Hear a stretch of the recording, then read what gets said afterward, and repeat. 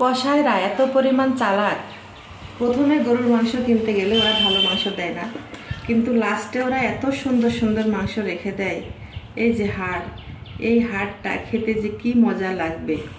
বাঙালি কিন্তু শুধু আঁশালা মাংস কিনতে চাই, কিন্তু খাওয়ার সময় হাড় খোঁজে।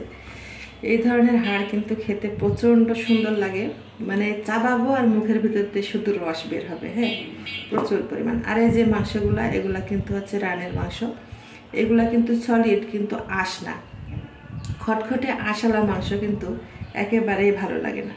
আর এই চর্বির কথা, এই যে যে চর্বিটা হচ্ছে মাংসের সাথে লেগে থাকবে, এই চর্বিটা কিন্তু খেতে অনেক সুন্দর লাগবে। সলিড মাংসের চেয়ে এই চর্বিগুলো খেতে অনেক ভালো লাগে। কিন্তু মাংসওয়ালারা মানে কসাইরা যে চর্বিটা আপনার হচ্ছে দেয়, সেটা কিন্তু আপনার হচ্ছে সলিড চর্বি। ওই চর্বি কিন্তু খাওয়া যাবে না।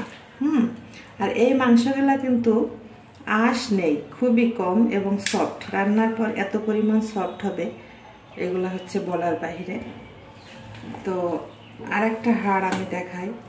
এই যে হাড়, এই হাড়গুলা কিন্তু খেতে দারুণ লাগে। মাংসের মজাই তো এগুলাই আসলে মজা। সলিড মাংস খেতে কোনো মজা নেই। আরেকটা হাড় দেখাই, সেটা হচ্ছে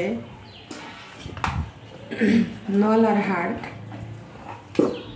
এই যে হাড়, এই যে হাড়, এর ভিতরে শুধু জিনিস, হেভি লাগবে এগুলা খেতে। শুধু টান দিতে হবে আর কি, আর মজা বের হয়ে চলে আসবে। আচ্ছা, আরেকটা দেখাই। মাংসগুলা এত পরিমাণ দারুণ হয়েছে, এত পরিমাণ পছন্দ হয়েছে আমার, কি আর বলতে। যাক, খুব সুন্দর। মাংসওয়ালারাও খুব চালাক, ওরা লাস্টের দিকে অনেক ভালো ভালো মাংস রেখে দেয়। এই যে এর ভিতরে কি দেখতে পাচ্ছেন? আর আশেপাশের এগুলা যখন খাবো, তখন উফ, ফিলিংসটা দারুণ। সলিড মাংস আমার কাছে ভালো লাগে না, কিন্তু এই ধরনের মাংস খুবই ভালো লাগে। বর্তমানে মাংস কেনাটা কিন্তু খুব কঠিন কাজ, কারণ কসাইরা অনেক খারাপ মাংস দিয়ে থাকে। ওরা কিন্তু যে প্লেটের ভিতরে আপনার মাংস মাপে, সেখানে কিন্তু আগে থেকে চর্বি বসিয়ে রাখে। মানে চোখের ফাঁকিতে কখন যে ওর ভিতরে চর্বি এবং হাড় দিয়ে দেবে, আপনি টেরও পাবেন না।